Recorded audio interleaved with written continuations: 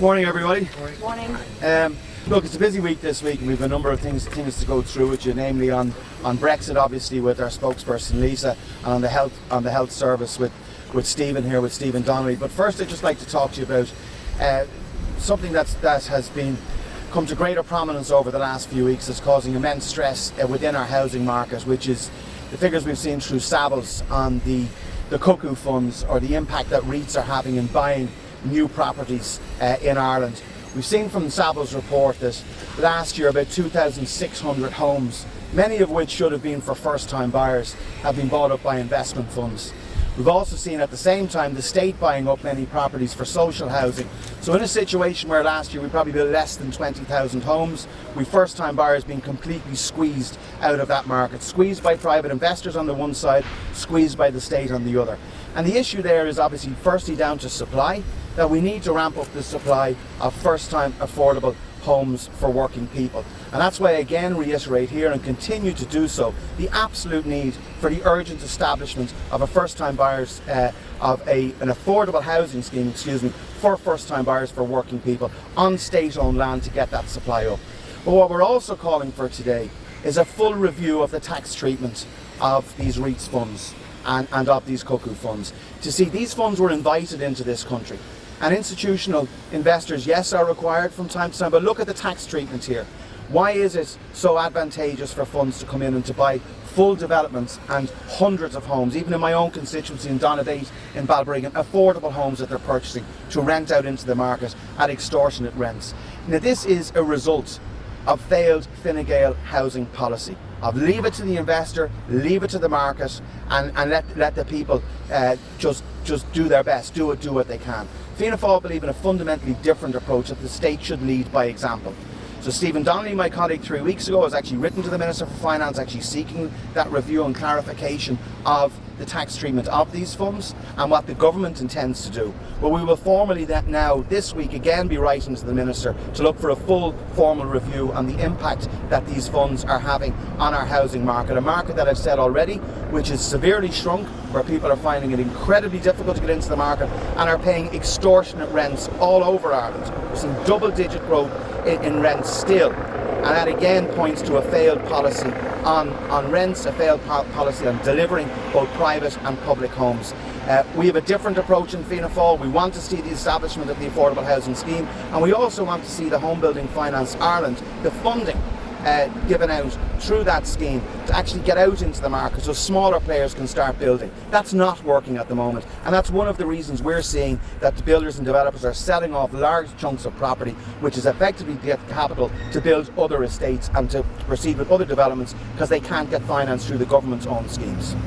Darragh, some of these the experts, from the Savills and those, would argue that a lot of the houses that these Cuckoo Funds are buying up wouldn't exist if they weren't in the market. They just simply wouldn't be built. What to say to that? And what would Fianna Fáil do in terms of tax treatment then? What is your proposal?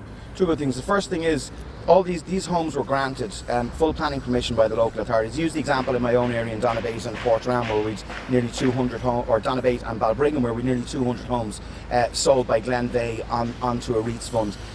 They were first-time buyer homes. They were actually pitched, and they're still pitched in the market as affordable homes right now, in the region of 280 to 340. So they weren't actually built with the view to sell on.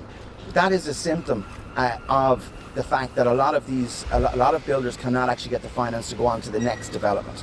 So there's a role for institutional investors, obviously. There's a role for private money within a rental market, no doubt about that. When we see 6,000-7,000 mom and pop landlords moving out of the market, which is another issue. But they're distorting the market. You're looking at about 2,600 out of about 18,000 homes built last year, 1.1 billion gone in, and effectively no tax. And that's really what we need to do. And we need to look at the impact. You're asking me what would Fianna Fáil do. We want a full review of it first.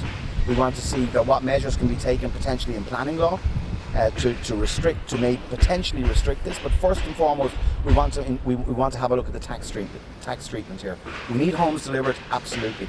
But if you're looking at 15% of the market out there being hoovered up by large property funds, that's a major problem. And then being rented out at €2,100 per month, that is a big issue, particularly when first-time buyers out there can't buy family homes. You don't have a tax proposal though for what you would do? Well, I think we need to see a full review and a full open review first, and we need to get under the bonnet of this and to see what is actually being done and what the impact of that is. Obviously, we will have our own tax policy and our own tax policies as a party. We've been very clear on what we do on housing, by the way. We've already brought forward measures to improve tax treatment for those individual landlords, to bring about an affordable housing scheme and to ramp up investment in social housing. Since we entered into confidence supply, we've seen a fourfold increase in the capital funds from the government going in to build public homes. But right now the issue is that at both sides, both at the state side and at the private equity side, we're being squeezed out.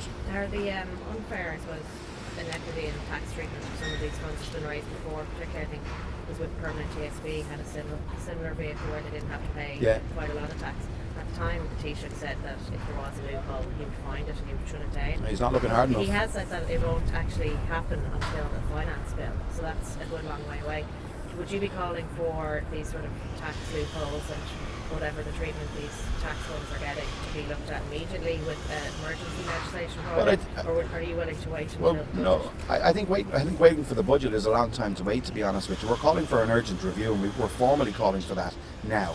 So that review should be time bound. It should not take long for that to report back. There's no doubt there are loopholes, and there's an unlevel playing pitch out there at the moment. That for foreign money that has come in, that it was actually welcomed in by the last Fine Gael Labour government, I might add. They were asked to come in, and they're in now. And now we're seeing the impact of that. So it does need to be addressed. Stephen, you want to add something to that? There seems